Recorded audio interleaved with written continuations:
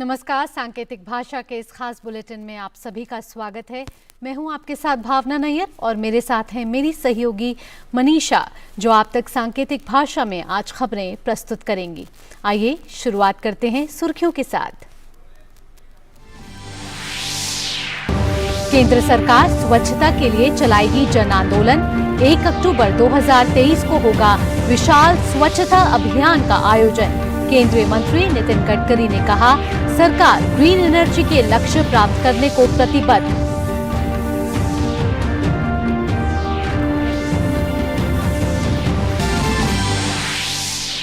भाजपा ने केजरीवाल के शीश महल की सीबीआई जांच को बताया बेहद अहम।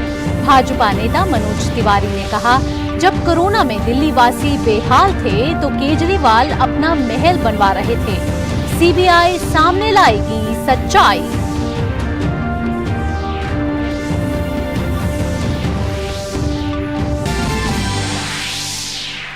पंजाब में विपक्षी गठबंधन की एकता की खुली पोल।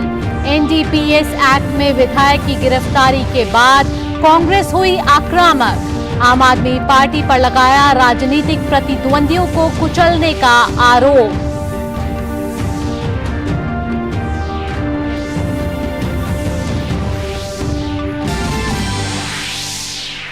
देश में हरित क्रांति के जनक और महान कृषि वैज्ञानिक एमएस स्वामीनाथन का निधन। चेन्नई में ली अंतिम सांस। 98 वर्ष की उम्र में दुनिया को कहा अलविदा।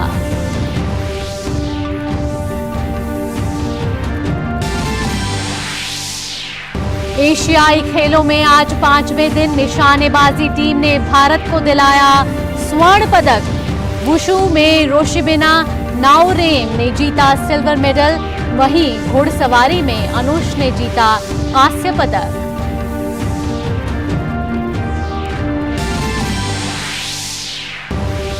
देश भर में धूमधाम से दी जा रही है आज गणपति बप्पा को विदाई।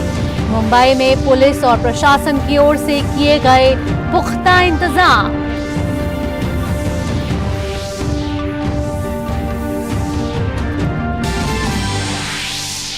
और ईद मिलाद उल नबी की राष्ट्रपति और पीएम ने दी बधाई। आज ही हुआ था भाईचारे और शांति का पैगाम देने वाले इस्लाम धर्म के संस्थापक पैगंबर हजरत मोहम्मद मुस्तफा का जन्म।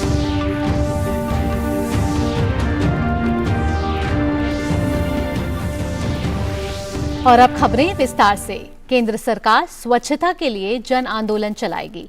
1 अक्टूबर 2023 को विशाल स्वच्छता अभियान का आयोजन होगा। केंद्रीय सूक्ष्म, लघु और मध्यम उद्यम और सड़क परिवहन और राजमार्ग मंत्री नितिन गडकरी ने स्वच्छता अभियान पर एक प्रेस वार्ता की। उन्होंने कहा कि स्वच्छता के लिए जन आंदोलन को आगे बढ़ाने के लिए 1 अक्टूबर 2023 को एक विशाल स्वच्छता अभियान आयोजन किया जाएगा। इसलिए प्रधानमंत्री नरेंद्र मोदी ने मन की बात के 105वें एपिसोड में 1 अक्टूबर को सुबह 10 बजे सभी नागरिकों से सामूहिक रूप से स्वच्छता के लिए 1 घंटे के श्रमदान की अपील की है। 1 तारीख 1 घंटा प्रोग्राम ऐसा दिया गया है प्राइम मिनिस्टर साहब ने, और इसमें मन की बात में उन्होंने इसको डिक्लेयर किया है।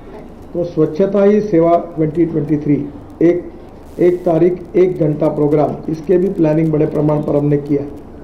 ये प्रोग्राम का ऑब्जेक्टिव है कि ऑर्गेनाइज जो हमारा जो सेक्टर है, इसमें हम श्रमदान की एक्टिविटी भी करेंगे क्लीननेस के लिए, और इसमें हमारे आरओ, पीडी सब नीचे लेवल तक सबको सूचना दी गई है, और ये भी कार्यक्रम हम क्लीननेस के हिसाब से करेंगे।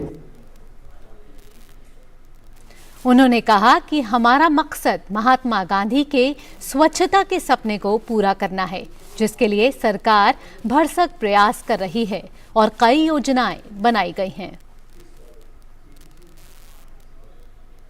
इसमें हमने अनेक योजनाएं हाथ में ली है, जो स्वच्छ भारत की महात्मा गांधी जी के सपने को पूरा करने का जो एक प्रकार से मिशन आदरणीय प्रधानमंत्री जी ने हाथ में लिया है, उसमें काफ़ी सफलता मिली है।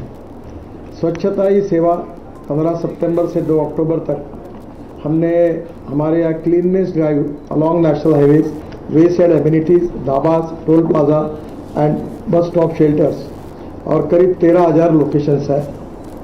7,000 लोकेशंस हमने ऑलरेडी कवर्ड की है। प्रधानमंत्री नरेंद्र मोदी ने यूट्यूबर्स को स्वच्छता पर संदेश दिया है। पीएम ने अपने संदेश में कहा कि देश की जनता की शक्ति उनकी सफलता का आधार है। आइए आपको दिखाते हैं कि पीएम ने अपने संदेश में क्या और कहा। देश की जनता की शक्ति इनकी सफलता का आधार है। पहला विषय है स्वच्छता। पिछले 9 सालों में स्वच्छ भारत एक बड़ा अभियान बना। सभी ने अपना योगदान दिया। बच्चों ने इसमें एक इमोशनल पावर ला दी। सेलिब्रिटीज ने इसको ऊंचाई दी। जन जन ने इसको भारत के कोने कोने में एक मिशन बना दिया। और आप यूट्यूबर्स ने क्लीनलीनेस को और कूल बना दिया। लेकिन हमें रुकना नहीं है। जब तक ये स्वच्छता भारत की पहचान न बन जाए, हम रुकेंगे नहीं।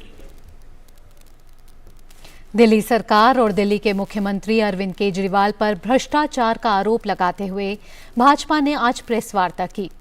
भाजपा नेता मनोज तिवारी ने कहा कि अरविंद केजरीवाल द्वारा किया गया लूट और भ्रष्टाचार से दिल्ली स्तब्ध है।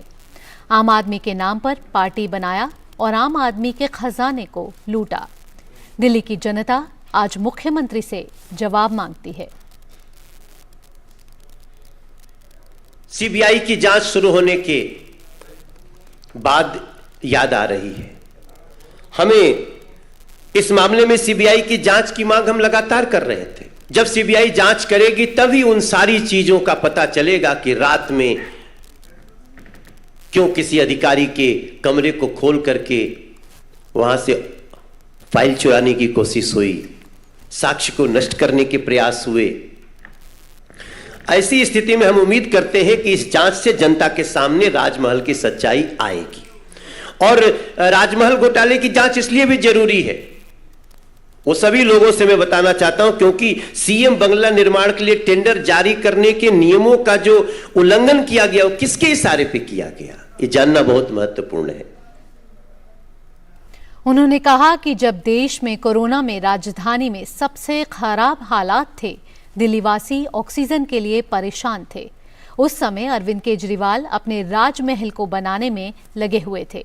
सीबीआई की जांच से राजमहल की सच्चाई बाहर आएगी। आम आदमी के खजाने को लूटने के लिए आम आदमी का ही प्रयोग किया है। और हम पहले से कहते आ रहे हैं कि ये जितने भी घोटाले दिल्ली सरकार के हुए हैं, इसमें कोई जेल में हो या जेल में जाने वाला हो या जांच के घेरे में हो, ये सबका अगर कोई सही मायने में किसी के इशारे पे हो रहा है तो अरविंद केजरीवाल के इशारे पे हो रहा है।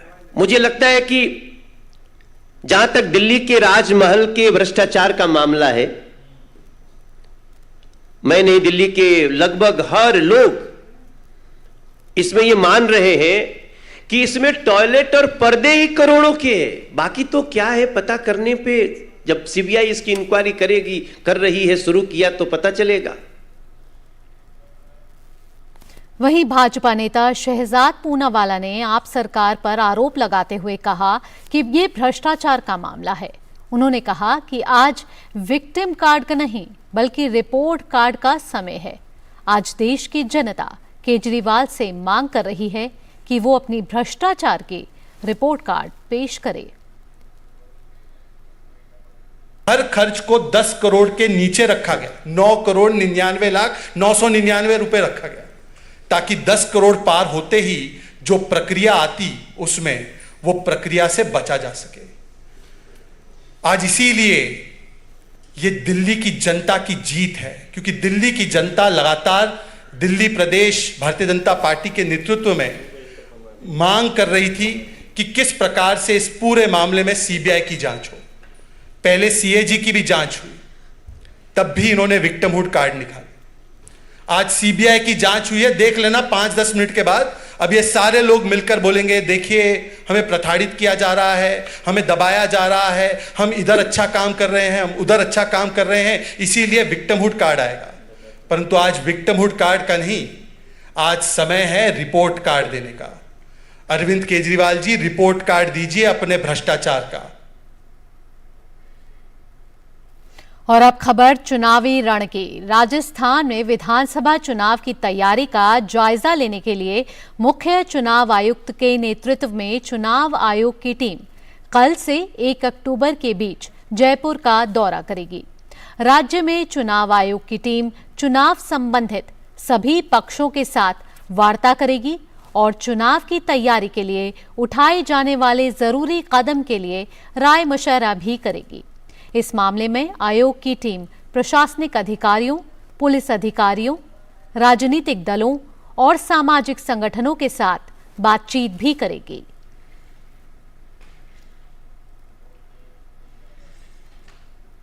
केंद्रीय गृह मंत्री अमित शाह, भाजपा के राष्ट्रीय अध्यक्ष जेपी नड्डा और राष्ट्रीय महासचिव संगठन बीएल संतोष राज्य चुनाव से पहले छत्तीसगढ़ भाजपा नेताओं के साथ बैठक के लिए राजधानी रायपुर में भाजपा कार्यालय पहुंचे। पार्टी नेता चुनाव के मद्देनजर तैयारियों का जायजा लेने के साथ ही प्रत्याशियों के नामों पर भी मंथन करेंगे।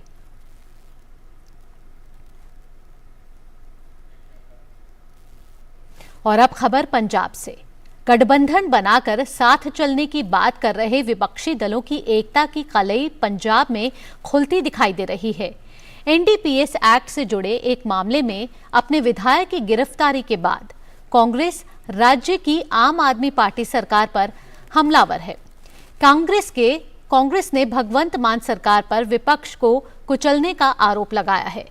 उधर गिरफ्तार कांग्रेस नेता सुखपाल सिंह खैरा ने तो मुख्यमंत्री पर हत्या की साजिश तक का आरोप लगा दिया। उन्होंने कहा कि दिल्ली में केजरीवाल और भगवंत मान विपक्षी गठबंधन में शामिल होने की बात करते हैं, जबकि पंजाब में कांग्रेस की आवाज दबाने में लगे हैं। I will not be surprised if he gets me physically eliminated also.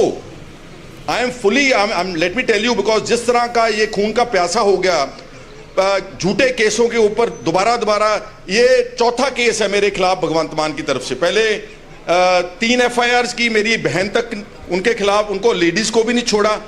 अब ये चौथी FIR करके तो जो आदमी इतनी ज्यादा नफरत रखता है वो तो आपको फिजिकली भी एलिमिनेट करा सकते हैं। ये पुलिस उनकी है।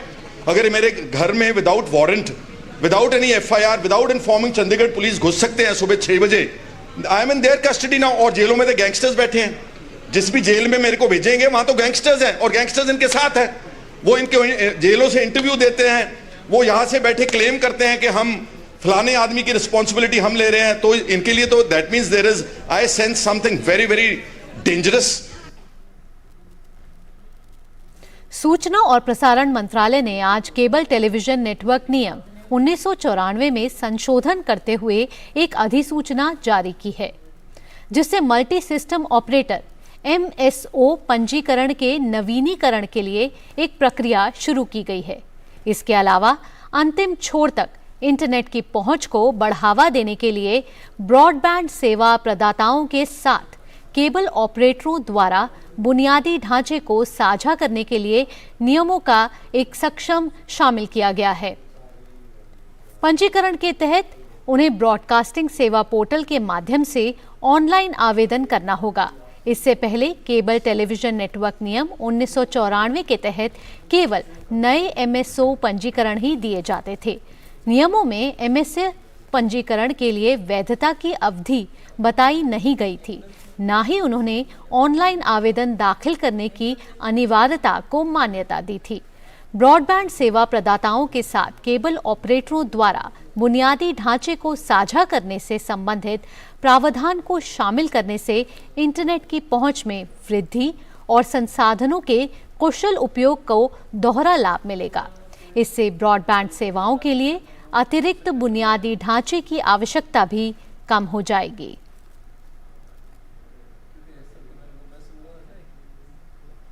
दुनिया के 132 अर्थव्यवस्थाओं में भारत ने इनोवेशन इंडेक्स में अपनी पकड़ मजबूत बनाए हुए है। साल 2023 में ग्लोबल इनोवेशन इंडेक्स में भारत 40वें पायदान पर है। वर्ल्ड इंटेलेक्चुअल प्रॉपर्टी ऑर्गेनाइजेशन के साल 2023 के इंडेक्स में भारत 2015 से लगातार अपना सुधार कर रहा है। साल 2015 में भारत की रैंकिंग 81वें पायदान पर थी, जो 8 सालों में सुधरकर 40वें पायदान पर आ गई है। सरकार और निजी क्षेत्र में शोध और स्टार्टअप इकोसिस्टम की वजह से इनोवेशन इंडेक्स में सुधार हुआ है। कोविड संकट के दौरान भारत के वैज्ञानिकों ने अपने दम पर विश्व स्तरीय शोध के जरिए आत्मनिर्भर भारत की दिशा में अपना अहम योगदान दिया। बायोटेक्नोलॉजी, कृषि अनुसंधान, अंतरिक्ष, इलेक्ट्रॉनिक्स और एआई जैसे क्षेत्रों में इनोवेशन के लिए सरकार और निजी क्षेत्र मिलकर काम कर रहे हैं। नीति आयोग, CII और वर्ल्ड इंटेलेक्चुअल प्रॉपर्टी ऑर्गेनाइजेशन के साथ मिलकर शुक्रवार को GII 2023 को लॉन्च करेगा। यूपी STF ने माफिया अशरफ के साले सद्दाम को गिरफ्तार किया है। अब्दुल समद उर्फ सद्दाम अतीक अहमद गैंग का सदस्य था। उस पर 1 लाख रुपए का इनाम था। STF बरेली यूनिट ने उसकी गिरफ्तारी दिल्ली से की है। सद्दाम प्रयागराज में हुए उमेश पाल हत्याकांड के बाद फरार चल रहा था। सद्दाम के खिलाफ गैर जमानती वारंट जारी हो चुके थे। आरोप है कि उमेश पाल की हत्या की साजिश बरेली जिला जेल में रची गई थी। सद्दाम 3 साल से बरेली में ही किराए पर रह रहा था।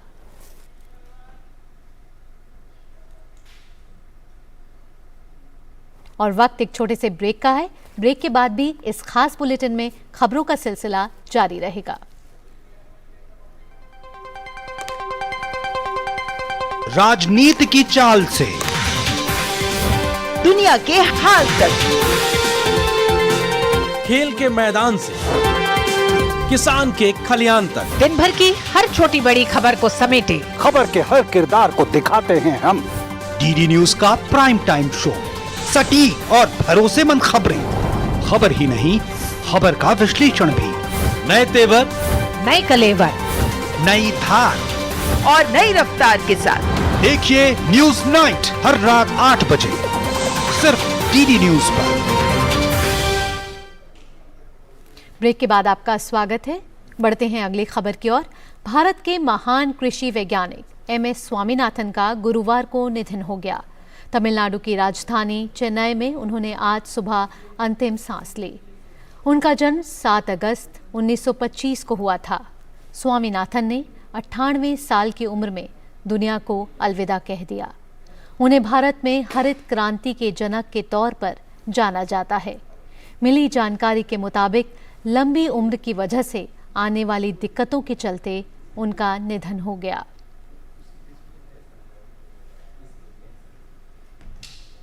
MS स्वामीनाथन की पुत्री सौम्या स्वामीनाथन ने अपने पिता के योगदान को याद किया। उन्होंने बताया कि MS स्वामीनाथन किसानों के कल्याण और देश को आत्मनिर्भर बनाने को लेकर प्रयास करते रहे।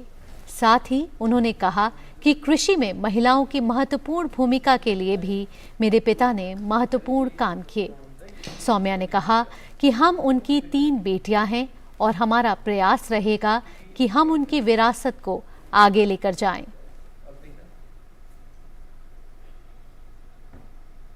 राष्ट्रपति द्रौपदी मुर्मू ने कृषि वैज्ञानिक डॉक्टर MS स्वामीनाथन के निधन पर सोशल मीडिया X पर लिखा है कि अंतर्राष्ट्रीय स्तर पर प्रसिद्ध कृषि वैज्ञानिक डॉक्टर MS स्वामीनाथन के निधन से मुझे बेहद दुख हो रहा है। एक दूरदर्शी व्यक्ति जिसने खाद्य सुरक्षा हासिल करने के लिए अथक प्रयास किया, उन्हें सही मायने में हरित क्रांति का जनक कहा जाता है, जिन्होंने खाद्यान्न में हमारे देश की आत्मनिर्भरता सुनिश्चित की। उन्होंने कृषि विज्ञान में अग्रणी अनुसंधान का नेतृत्व किया, जिसके लिए उन्हें पद्म विभूषण से लेकर प्रतिष्ठित विश्व खाद्य पुरस्कार तक कई पुरस्कार मिले। वो अपने पीछे भारतीय कृषि विज्ञान की एक समृद्ध विरासत छोड़ गए हैं, जो दुनिया को मानवता के लिए एक सुरक्षित और भूख मुक्त भविष्य की ओर ले जाने के लिए एक मार्गदर्शक के रूप में काम कर सकती है। पीएम मोदी ने भी सोशल मीडिया प्लेटफॉर्म एक्स पर पोस्ट किया है कि डॉक्टर एम.एस. स्वामीनाथन जी के निधन से गहरा दुख हुआ है। हमारे देश के इतिहास के बहुत ही महत्वपूर्ण समय में कृषि में उनके अभूतपूर्व कार्य ने दसियों लाख लोगों के जीवन को बदल दिया और हमारे देश के लिए खाद्य सुरक्षा सुनिश्चित की। कृषि में अपने क्रांतिकारी योगदान के अलावा डॉक्टर स्वामीनाथन नवाचार के पावर हाउस और एक प्रेरक गुरु थे। अनुसंधान और मार्गदर्शन के प्रति उनकी अटूट प्रतिबद्धता ने अनगिनत वैज्ञानिकों और नव प्रवर्तकों पर एक अमिट छाप छोड़ी है। मैं डॉक्टर स्वामीनाथन के साथ अपनी मुलाकातों को हमेशा याद रखूंगा। भारत की प्रगति करते देखते हुए उनका जुनून अनुकरणीय था। उनका जीवन और कार्य आने वाली पीढ़ियों को प्रेरित करता रहेगा। उनके परिवार और प्रशंसकों के प्रति संवेदनाएं। ओम शांति। आज अनंत चतुर्दशी है और आज देश भर में 10 दिन तक चल रहा गणेश उत्सव यानी कि आज गणपति विसर्जन के साथ संपन्न हो जाएगा। गणपति बप्पा को आज अनंत चतुर्दशी के अवसर पर धूमधाम के साथ विदाई दी जा रही है।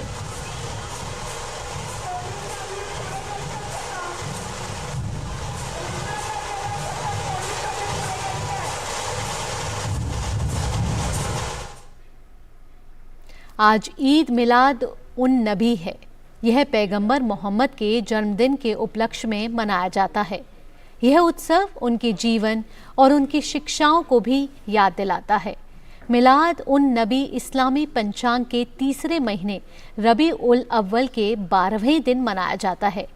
पैगंबर मोहम्मद ने आपसी भाईचारे और शांति का पैगाम दिया था।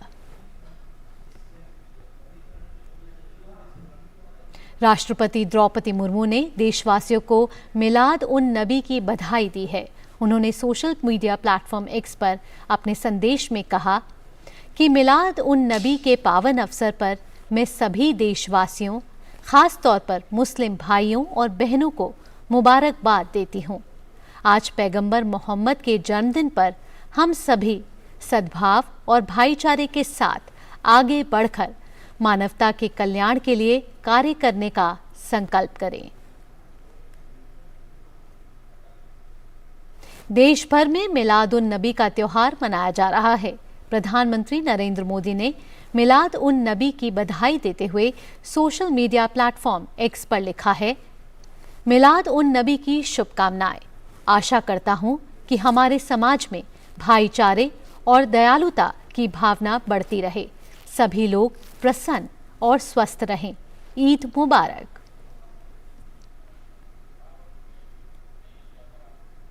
और अब खेल से जुड़ी खबर। केंद्रीय खेल मंत्री अनुराग सिंह ठाकुर ने 19वें एशियाई खेलों में पदक जीतकर लौटे खिलाड़ियों का आज अभिनंदन किया। खेल मंत्री ने 30 खिलाड़ियों को सम्मानित किया। इनमें राइफल शूटिंग, रोइंग के खिलाड़ी और महिला क्रिकेट टीम शामिल रही। गौरतलब है कि हरमनप्रीत कौर के नेतृत्व में महिला क्रिकेट टीम ने एशियाई खेलों में ऐतिहासिक स्वर्ण पदक हासिल किया, जिससे पूरे देश को गर्व का एहसास है।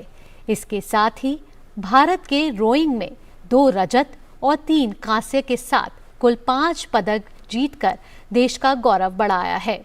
निशानेबाजी में भारत की राइफल, शॉटगन और पिस्टल टीमों ने कई पदक जीते हैं।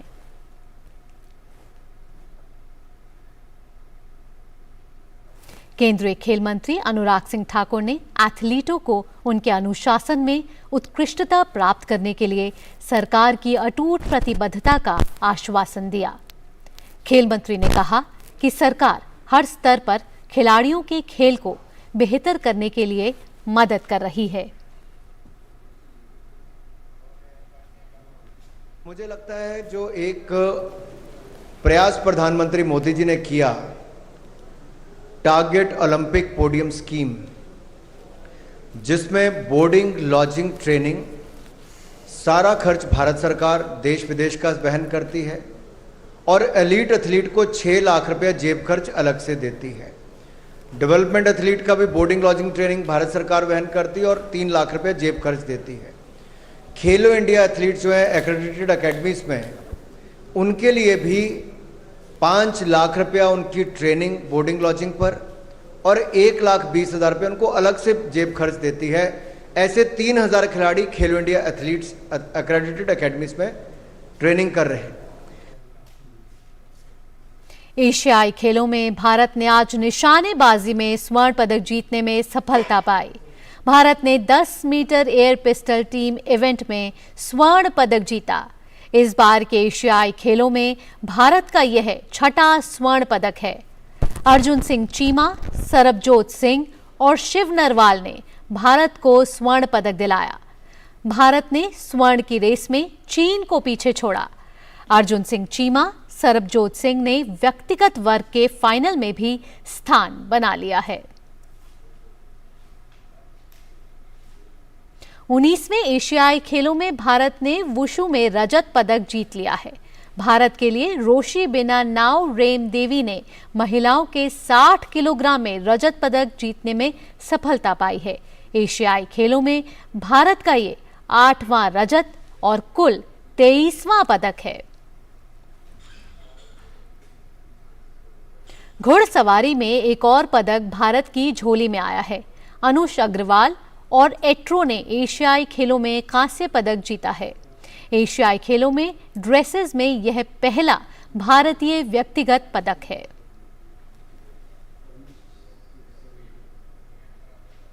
और इसी के साथ इस खास बुलेटिन में इतना ही। मुझे और मेरी सहयोगी मनीषा के साथ हमारी पूरी टीम को दीजिए इजाजत। डीडी न्यूज़ पर खबरों का सिलसिला जारी रहेगा। नमस्कार।